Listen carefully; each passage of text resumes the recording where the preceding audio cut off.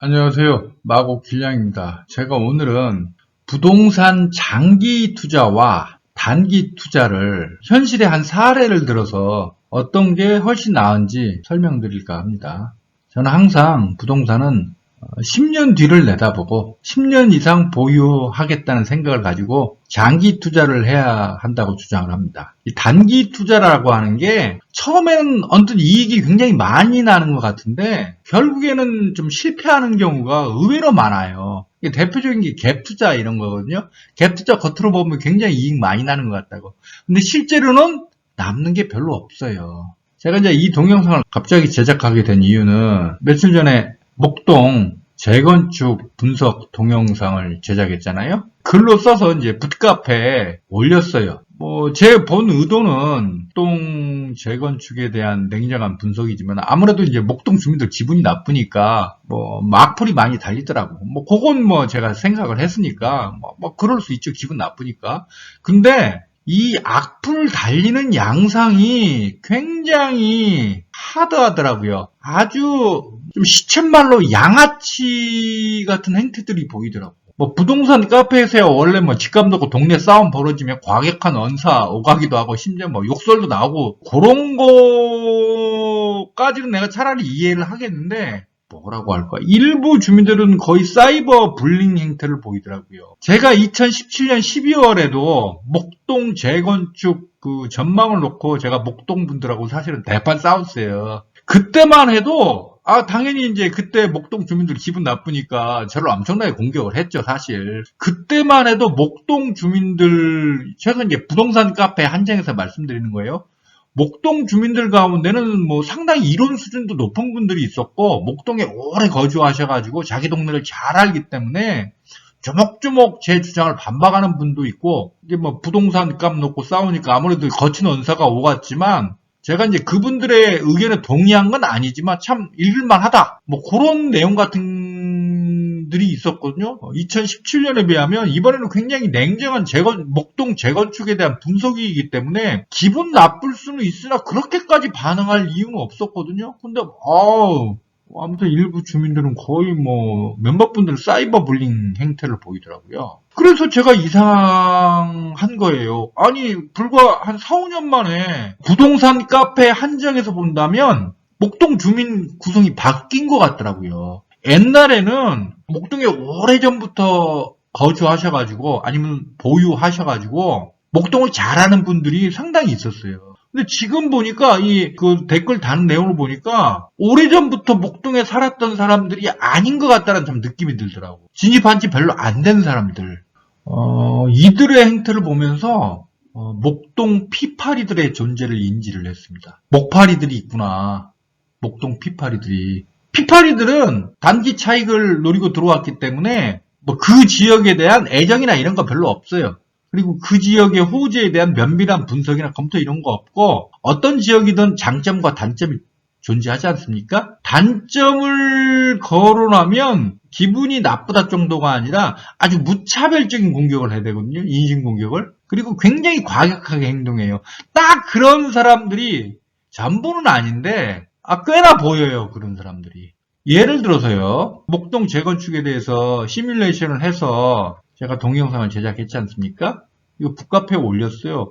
근데 그것에 대해서 이론적 반박이 전혀 없이 무조건 비난을 하고 인신공격을 하더라고. 목동 재건축 시뮬레이션 결과를 이렇게 제 나름대로 계산해서 제시했다면 2017년이었다면 목동 주민들 가운데 길냥이 당신 시뮬레이션 결과가 이렇게 틀렸다면서 자기가 직접 계산한 결과를 분명히 들이밀면서 반박을 했을 거예요.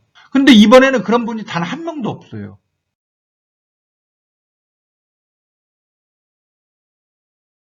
자, 피파리들이란 어떤 자들인가? 자기 지역 부동산 본질 가치, 내재 가치, 장기적 가치에 전혀 관심이 없어요.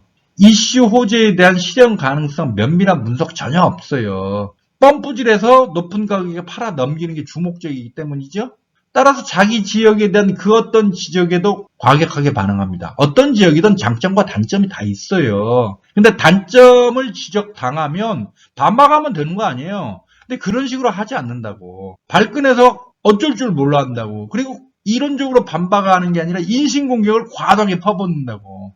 거의 사이버 불링 행태를 보인다고요. 왜 그런 줄 아세요? 그 지역 이슈 호재에 대한 실현 가능성 면밀한 분석을 한 적이 없기 때문에 제대로 반박할 수가 없는 거예요. 이론적으로. 갑자기 부동산 가격이 폭등하거나 이슈 호재가 생기는 곳에는 단기 투자자들이 몰려들고 이들 가운데 일부 혹은 상당수가 피파리 행태를 보입니다. 이건 제가 봤을 때는 목동 재건축만 그런 게 아니에요. 서울 시내 혹은 수도권 그 일부 지역에 갑자기 폭등한 곳들 있잖아요. 거기 그들 지역에는 꼭 이런 사람들이 나타나요. 피파리 행태를 보이는 자들이.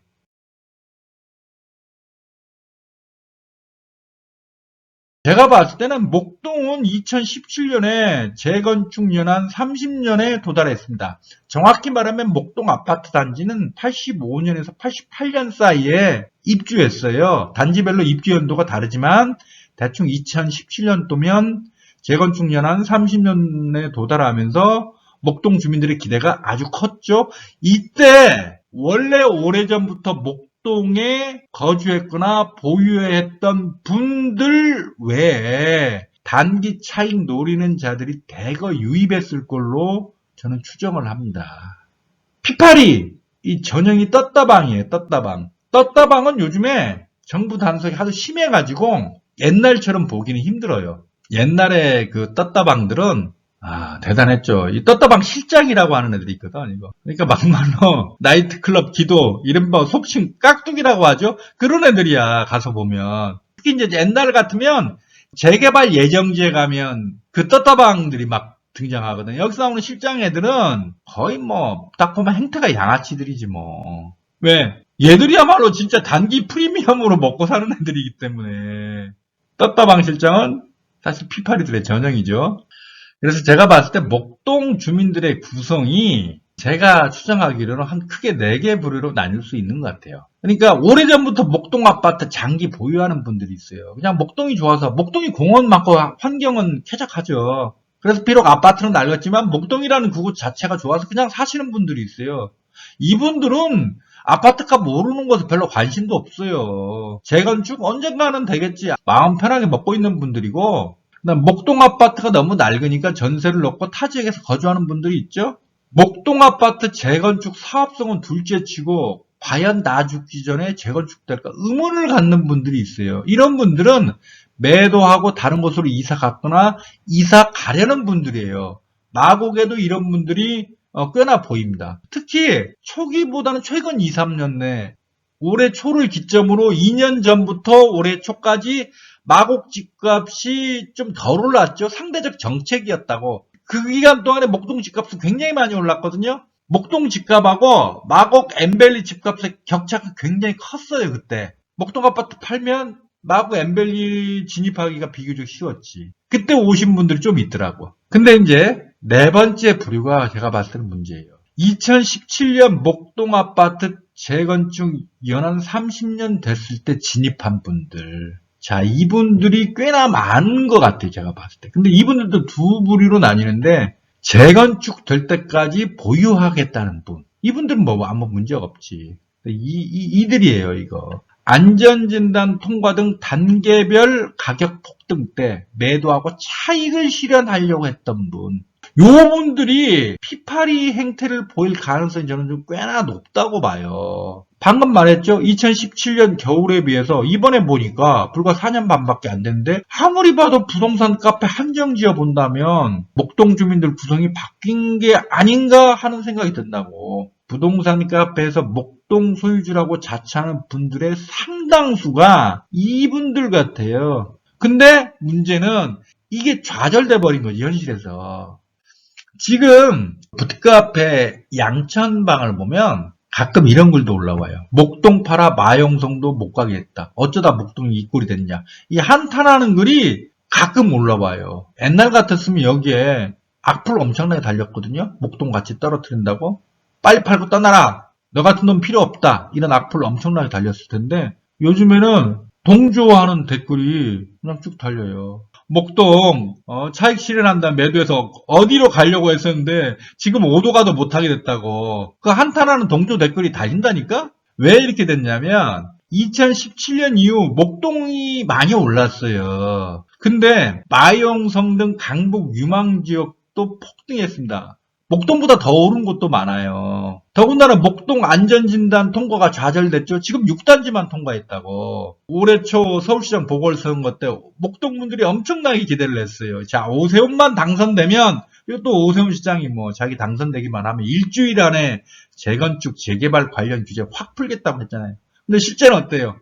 풀기는 뭘 풀어? 토지거래 허가구역으로 묶어버렸잖아요, 목동을. 그때까지만 해도 목동 분들은 오세훈 시장이 목동을 토지거래 허가구역으로 정한 건 재건축 속도를 높이기 위한 뭐 구국의 결단 이런 식으로 찬양을 했는데 뭐 안전진단 다 좌절돼 버리고 뭐 되는 게 없으니까 지금은 오세훈 시장한테 뒤통수 맞았다고 욕하고 있죠. 그래서 지금 목동 굉장히 상황이 안 좋게 돼 버린 거예요. 그래서 애초 목표는 목동에서 단기 차익 실현해서 목동보다 상급지, 당연히 강남이겠지. 강남으로 갈아타려고 했던 건데 마영성 등이 폭등해버리고 15억 이상 주택이면 대출이 제로잖아요. 목동 팔아서 다른 데로 옮긴다면 그래도 34평 15억 이상인 지역으로는 가야 될 거 아니에요. 이 갈 수 없게 돼버렸다니까 이제. 조금 이따 설명할게요. 뭐 각종 세금 이거 빼고 나면 34평 15억 이상인 지역으로 목동 아파트 팔아서는 27평 정도 팔아서는 갈 수 없는 상황이 돼버린 거예요. 한 35평 팔아야 될 거야 아마. 그래서 단기 투자를 시도했으나 강제로 장기 투자가 될 수밖에 없는 현실이 됐습니다. 근데 문제는 1970년대에 지어진 여의도 아파트, 대치 음마 아파트도 아직 사업 착수도 못했어요. 본격적 사업 착수도 못했다고. 근데 1986년에서 88년 입주한 목동 아파트 10년 뒤에 입주한 거잖아 이거. 이거 언제 신축으로 바뀔 것 같아요. 강제 장기 투자가가 된 게 문제가 아니라 그 앞으로 얼마나 기다려야 될지 그것도 알 수가 없단 말이에요 지금. 다른 지역으로 이사도 못 가. 목동 재건축 언제 될지 알 수도 없어. 정말 황당한 상황, 정말 깝깝한 상황에 처하고 만 거죠. 자, 그래서 오늘 한번 구체적으로 엠벨리 7단지 34평과 목동 7단지 27평을 비교해 가면서 한번 제가 설명을 드리도록 하겠습니다.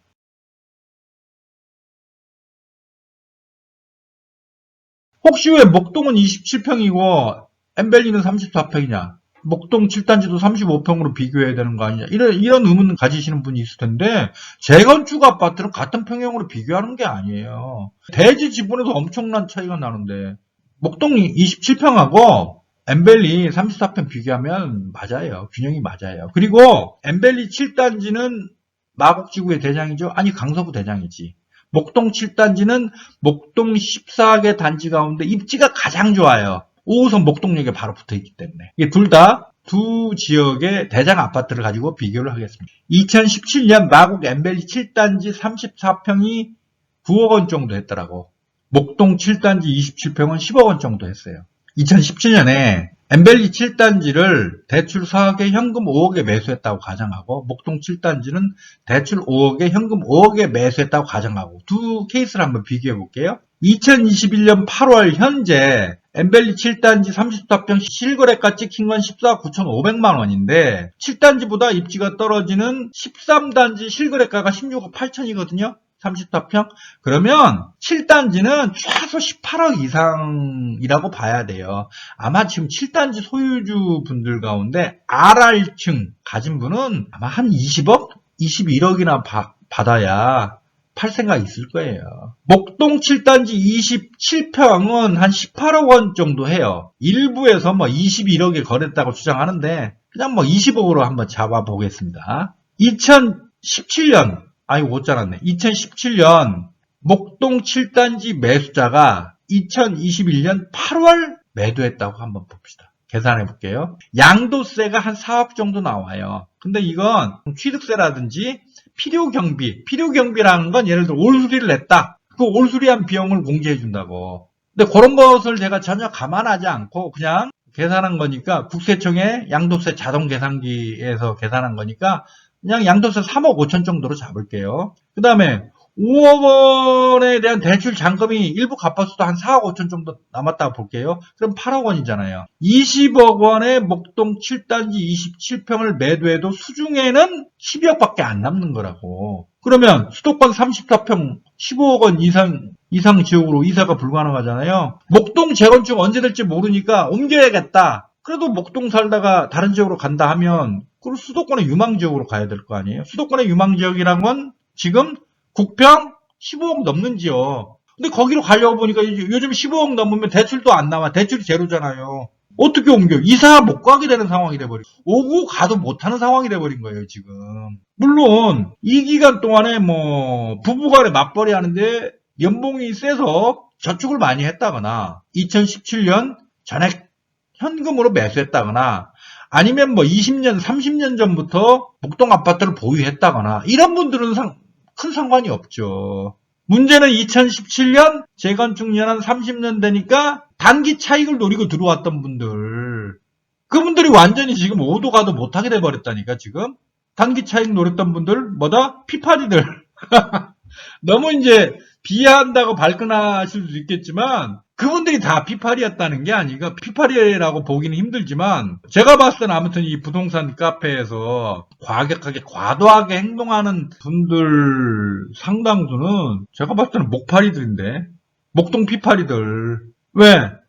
이런 상황이 됐으니까 목동에 대한 약간의 약점 지적에도 발끈 정도가 아니지 거의 뭐 사이버 불링 행태를 보일 수밖에 없는 거죠. 얼마나 지금 스트레스 받고 열받겠어요, 지금.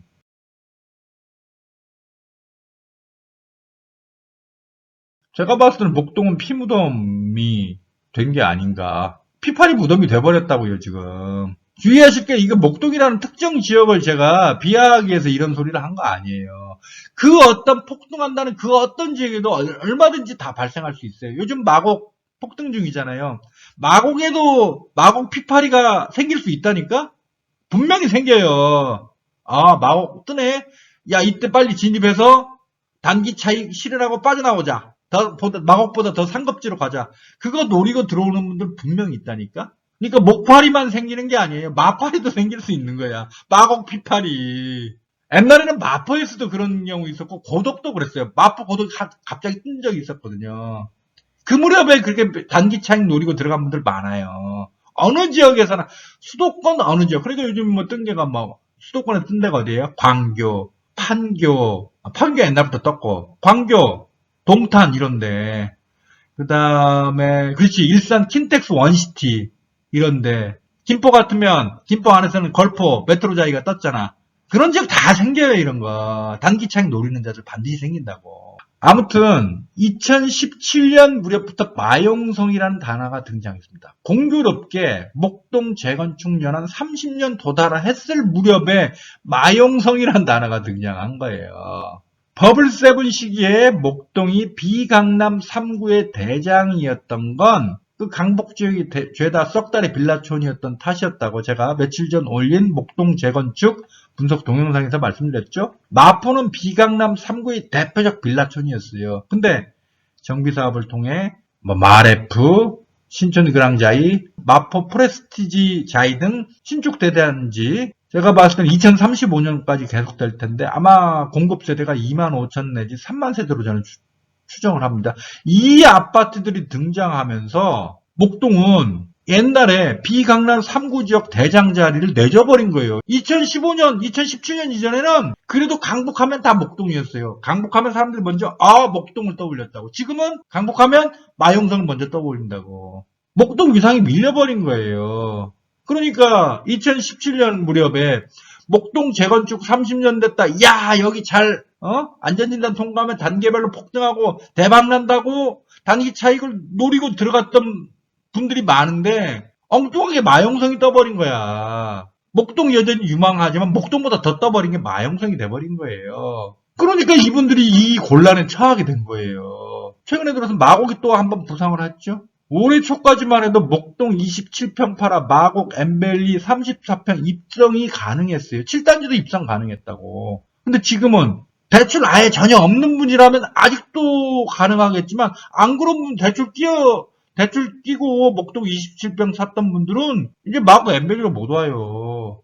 목동 35평은 팔아야 된다고. 목동 35평 25억이라고 해도 그 전에 끼어있던 대출 갚고 뭐뭐 깎고 하면 목동 30평대 팔아서도 엠벨리 30평대 들어오려면 빠듯할 거려? 엠벨리는 7단지, 6단지 40평대가 아주 유명하거든요. 고의 단지들 40평대는 혹시 괜찮을지 모르겠지만 7단지, 6단지 엠벨리 40평대는 목동 30평대 팔아서도 이제 들어오기 힘들어요. 이렇게 바뀌어버렸다니까? 그래서 지금은 목동 재건축 언제 될지 알 수도 없는데 화장실 한 개짜리 아파트에서 오도 가도 못하는 신세가 돼버린 거예요. 제가 지난번 며칠 전 올린 목동 재건축 분석 동영상에서 설명했잖아요. 목동 이상이 갈수록 떨어져가지고 15년, 20년 뒤에 재건축돼가지고 목동 신축 아파트에 입주했다고 해봐요. 그때 가서 여의도 용산보다 앞서 나갈 수 없다는 건 지금 목동 주민들도 인정하던데. 완전히 골 때린 상황이 된 거라고 지금. 그래서 제가 말씀드리는 게 재건축, 재개발에 대해서 환상을 갖지 말라는 겁니다.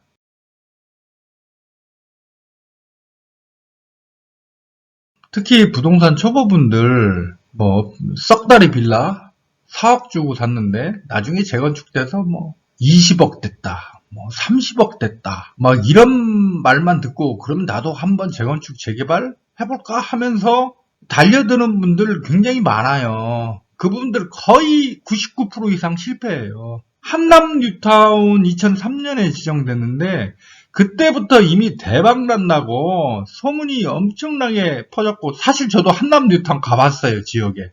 그때가 2000 몇 년인가 2005년이던가 갔더니 지분 쪼개기 극심했고, 그래서 그때 평당 7천인가 기억도 안 나네요, 하도 오래돼서. 그때 이미 평당 7천인가 8천이었던가 평당 5천이었던가. 근데 지금 어때요? 20년 다 돼가는데 아직도 공사 시작한 곳 없잖아요. 다른 재건축, 재개발과 달리 목동 재건축은 너무나 대지 지분 넓고 그렇기 때문에 많은 분들이 그냥 확신을 했어요. 이거 안 될 리가 있겠어? 이렇게 생각하신 분들 굉장히 많다고. 돈이 없어서 못 들어갔지. 근데 2017년 목동 7단지 35평 제 시뮬레이션에 따르면, 며칠 전에 내가 동영상에서 올렸죠. 제 시뮬레이션에 따르면 목동 35평 보유자는 특히 7단지는 제일 입지가 좋기 때문에 최소 무상으로 신축 34평을 받을 수 있어요. 그리고 운이 좋으면 또 상황이 나름대로 괜찮으면 제초안 안 두들겨 맞고 한 몇 억 정도의 환급금도 받을 수 있을 것 같아요. 2017년 목동 7단지 35평이 13억 원 정도 했거든요. 2035년 신축 34평 입주한다면 그럼 얼마를 기다려야 되죠? 20년 기다려야 되는 거예요. 20년. 솔직히 이때 입주 가능할까요? 1970년대에 지어진 여의도 아파트, 대치 음마 아파트도 아직 본격 사업 제대로 착수도 못했어요. 10년 뒤인 목동 아파트가 2035년에 입주 가능하겠냐고요. 제가 봤을 때는 2040년에 어쩌면 입주 못할 수도 있어요. 2040년에 입주하면 2035년에 목동 신축 34평을 저는 30억 원 정도로 예상합니다. 평당 9천만 원 정도 예상하는 거예요. 왜냐하면 용산은 그때 가서 용산은 평당 1.2억에서 1.3억, 여의도는 평당 1.1억에서 1.2억 정도로 예상하기 때문에, 그리고 마포 송동은 한 평당 1억 정도 될까? 그 정도로 예상을 해요. 목동 입지가 마포 송동보다 광화문 도심, 여의도 도심에서 더 떨어져 있기 때문에 저는 이 가격이 형성할 거라고 봐요. 앞으로 15년 동안의 인플레이션, 종부세, 각종 리스크를 감안해서 역산을 할 경우에 2021년 8월 현재 목동 35평의 적정가는 18억 원. 아무리 높게 잡아도 20억 원을 넘으면 안 되는 거예요.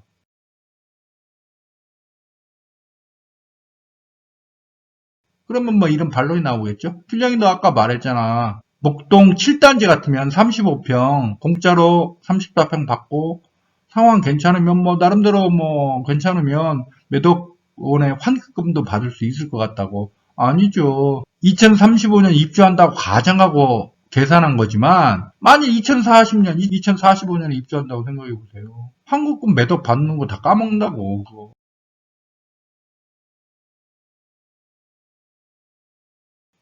그래서 재건축 아파트 매수 때 과연 적정가인지 면밀한 검토가 필요합니다. 여기서 중요한 게 재건축, 재개발은 사업기간이 워낙 길어요. 평균 13년이라는데 뭐 20년 넘어가는데 굉장히 많아요. 따라서 미래에도 이 지역이 계속 유망할지 아닐지 검토를 해야 됩니다. 특히 재건축이 그렇지 재개발보다는. 재건축 같은 경우에는 인기 있는 지역이라는 곳은 어디냐? 지금 이미 꽤나 유명한 곳이에요. 거기에 재건축 아파트가 인기가 많고 가격도 높아요. 근데 입지, 급지는 변하거든요? 입지, 급지는 10년이면 확확 변한다고. 근데 재건축 사업 잘못하면 뭐 20년씩 가버리는데 지금 유망했다고 하더라도 20년 뒤 이 지역이 여전히 유망하리라는 보장은 없는 거예요. 이걸 재건축, 재개발 투자하는 분들이 별로 고려를 하지 않아요.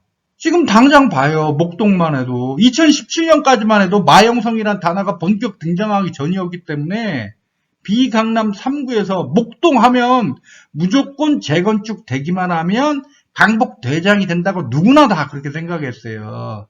그래서 진입한 분들이 많다고 그때. 근데 지금 불과 4, 5년밖에 안 지났는데 지금 어떻게 됐어요, 지금? 마영성이 확 떠버리니까 제가 이제 그 북카페에 이 목동 재건축 분석 동영상 글을 올리면서 거기 내용에 이 내용을 적었다고요. 2035년에 목동 신축으로 바뀐다고 해도 여의도 용산에는 상대가 안 되고 마포, 성동 그리고 영등포 준공업 지역에 등장할 것으로 예상되는 신축 주상복합에 목동이 밀릴 가능성이 높다 이렇게 썼는데 그것에 대해서는 그 누구도 반박을 못 하더라고. 근데 저를 그렇게 인신공격을 해댔던 목파리 분들, 목동 피파리 분들도 그 내용에 대해서는 입을 꾹 다물더라고요. 그러니까 목파리 분들도 인정을 하는 거야, 이제. 목동 이상이 옛날보다 훨씬 못하다는 걸.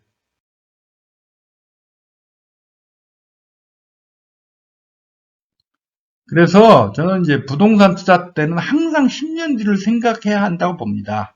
제가 봤을 때 이건 철칙이에요. 왜냐하면 자, 마곡 엠벨리 2017년에 매수했다면 올해 초까지죠. 한 2년 정도 마곡 엠벨리 집값이 좀 더디게 올랐어요. 그래서 그때 답답해한 분들이 많았고 제가 몇 분 봤어요.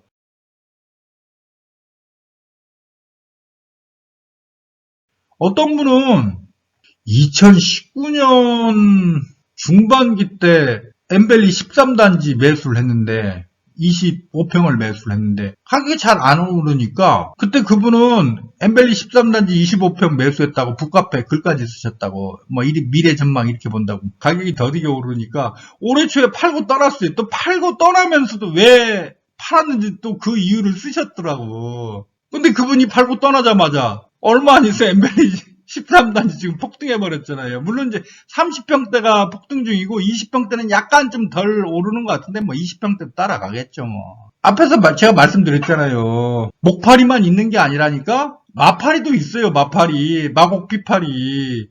그분이야 이제 물론 제가 글로 봤을 때 피파리가 목적은 아니었던 것 같아요. 아무튼 2019년 중반 무렵에 엠벨리 13단지 20평대를 매수했다는 건 나름대로 이제 마곡 계속 발전할 거다. 그리고 그때쯤이면 마곡 집값이 이제 조금씩 정치하기 시작했을 때거든. 그때 그 무렵이면 막 신도림역 부근에 영등포 구축들 막 가격 막 치고 나가고 그런 시절이에요. 그러니까 상대적으로 엠벨리 저평가됐다 이 생각이 들어오셨겠지. 근데 안 올라. 한 1년만 지났더니 그러니까 얼마나 답답했겠어요.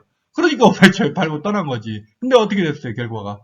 그래서 부동산은 말이죠. 그렇게 단기 조급해하면 안 된다니까? 특히 마곡 같은 경우는 원래 신도시 하나가 완성되려면 10년 걸려요. 마곡이 2014년에 입주했고 기업들 본격 입주는 2016년부터 시작됐거든요.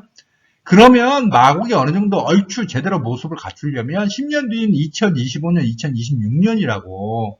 2019년 중반기에 엠벨리 13단지 20평대를 사면서 마곡에 진입했던 분은 그때 10년 뒤까지는 기다린다라는 마인드를 가지고 들어왔어야 되는 거예요. 근데 그 생각이 없었던 거지. 그러니까 집값이 한 1년 정도, 1년 반 정도 잘 안 오르고 생각지도 못했던 뭐 신도림역 주변에 있는 그 구축 아파트는 막 오르고, 마포, 마레프, 신그자 등 떠버리니까 그 2000년 초반에 지은 용광레미안? 이런 것들도 막 15억 넘어버리는데, 빠고고 15억 못 넣고 빌빌거리고 있고, 그러니까 얼마나 답답했겠어요. 그러니까 팔고 못 견디고 떠나버린 거라고. 그분이 엠벨리 13단지 20평 때 1년 반 정도 보유하고 있던 기간 중에 엠벨리가 안 오른 건 아니란 말이에요. 타 지역에 비해서 좀 더디게 올랐던 거지. 그때 얼마나 올랐는지 잘 모르겠어요. 그 양반 매수 가격 대비. 한 1억 5천 올랐다고 합시다.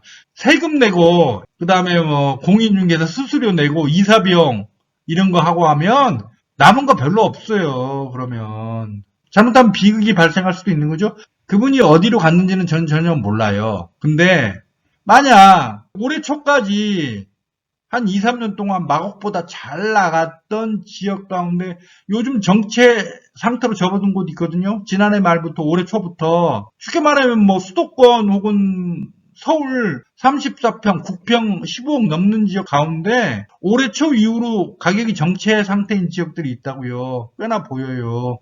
혹시 그 지역으로 갔어 봐요. 어떻게 되겠어요, 그 사람은? 그래서 부동산 투자를 이런 식으로 제가 봤을 때는 그런 식으로 하면 안 되는 거예요. 물론 투자와 실거주를 다 생각을 하시겠지만 당연히 사람들은 누구나 다 투자성을 생각하신다고. 근데 그런 식으로 조급하게 행동하면 안 되는 거예요.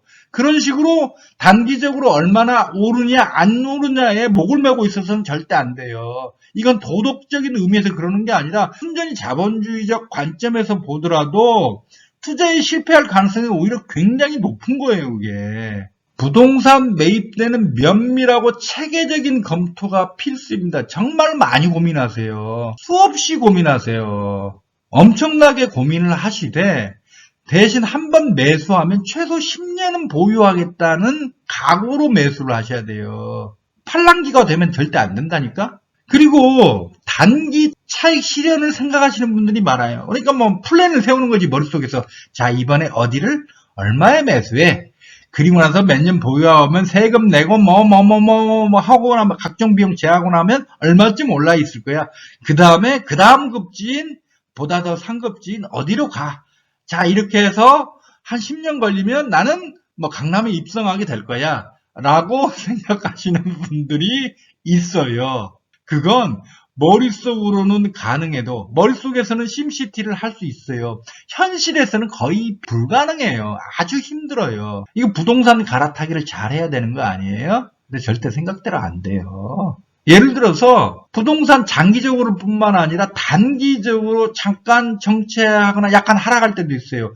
그때만 들어가도요, 집 내놔도 보러 오는 사람이 없다니까, 아예. 1년 지나도 한 팀도 보러 안 와. 가격 내리면 되지 않냐고? 무슨 소리예요. 여기서도 또 착각들을 하시는데, 예를 들어 자동차 말이죠. 내 차가 5천만 원짜리야. 지금 중고야. 4천만 원 하는 것 같아. 근데 내놨는데 안 팔려. 그럼 어떻게 해요? 정 좀 급하다 하면, 에이, 화끈하게 500만 원. 아니면 한 300만 원 깎으면 팔리잖아요. 근데 부동산 10억짜리야. 시세가 내놨어. 부동산 조정기. 아니면 약간 약보합세. 아니면 약간 하락기야. 10억에 내놓으면 안 팔리죠? 얼마를 깎으면 될까요? 1000만 원, 2000만 원? 1000만 원, 2000만 원 깎는다고 안 팔려요, 그거. 그거 자기 원하는 시기에 팔려면요, 최소 5천만 원을 깎아야 돼요. 아니면 1억 정도 깎아줘야 돼요. 1억 정도 깎으면 바로 팔리지. 봤죠? 자동차는, 중고자동차, 500만 원 정도, 한 300만 원 정도 미치면 돼요. 집은 한번 제대로 마음먹은 대로 자기가 원하는 시기에 팔겠다 하면 최소 10% 깎아줘야 되는데 그 순간 1억씩 날아가 버린다니까? 1억, 1억 5천, 2억씩 날아가 버려요, 그냥 집은. 워낙 액수가 크기 때문에 사람들 그렇게 깎을 수가 없어요. 그러면 계속 처음에 얼마 내려? 1000만 원, 2000만 원 내려. 안 와? 그럼 또 3000만 원 내려. 5000만 원 내리려면 최소한 6개월 넘어서 1년 가까이 가요. 그래야 한 5천만 원 내리는 거야. 어쩔 수 없이 이민을 가야 된다. 그러면 할 수 없이 1억 깎겠지. 그런 경우는 없잖아요, 근데. 그런 경우는 아주 특이한 케이스고. 그래서 부동산 갈아타기라고 하는 게 이게 생각대로도 안 돼요. 그리고 무엇보다 세금 등 길바닥에 버리는 돈이 너무 많아요. 방금 앞에서 제가 보여드렸잖아요. 목동 7단지 27평 사서 5년 만에 매도하고 다른 데로 갈아타려고 했을 때 어떤 결과가 빚어지는가. 그리고 지역 권역을 잘못 선택하면 오도 가도 못하게 됩니다. 근데 부동산 유튜브 보면 어때요? 뭐 이렇게 부동산 투자하는 법에서 이렇게 해서 이렇게 갈아타기를 하면 된다고 얘기하죠? 그거 가짜뉴스예요, 그거. 제가 나이 자랑을 하는 건 아닌데, 제가 이제 요즘에 부동산 유튜브를 보다 보면, 그 운영자 하는 분이 20, 30대 분들이 굉장히 많더라고요. 저는 이제 50대 중반인데, 저 같은 사람은 오히려 굉장히 드물고, 오히려 20, 30대가 주류야. 그분들 이 동영상을 보다 보면, 어떤 생각이 드냐면, 저 사람은 집을 한 번이나 매수하고, 매도해 본 적이 있는가 의문이 들 때가 있어요. 말하는 걸 보니까 한 번도 매수해본 적도 없어. 매도해본 적도 없고. 실제로 매수나 매도를 해봤다면 절대 그렇게 말할 수 없거든요. 근데 젊은 분인데, 그래서 나이로 봤을 때, 거기서 그런데 나오는 내용, 그거 쉽게 믿지 마세요. 자, 아무튼 오늘 단기 투자의 위험성에 대해서 말씀을 드렸고, 이걸 이제 장기 투자와 비교하면서 분석을 했는데, 그러다 보니까 이제 좀 구체적이고 좀 실감이, 현실성이 있어야 되니까 제가 엠벨리 7단지하고 목동 7단지를 비교를 했습니다. 이걸, 목동 주민들은 좀 오해를 하지 않으셨으면 좋겠어요. 이게 목동을 까는 게 아니거든요. 근데 뭐, 소재가 이렇다 보니까 아무래도 이제 까는 것처럼 보일 수밖에 없는 면이 있다는 건 저도 인정을 합니다. 근데 본래 의도는 절대 그것이 아니었다는 거. 오늘도 긴 동영상 봐주셔서 감사하고요. 부동산 투자는 항상 10년 뒤를 내다보세요. 단기 투자는 진짜 어렵다. 장기 투자보다 너무나 어렵다. 단기 투자는 쉬울 것 같지만 진짜 어려운 게 단기 투자다. 부동산은 자기가 원할 때 마음대로 팔 수가 없기 때문에 그런 거예요. 주식하고 다르다니까? 주식은 움직임이 가볍잖아요. 부동산은 그게 안 된다니까?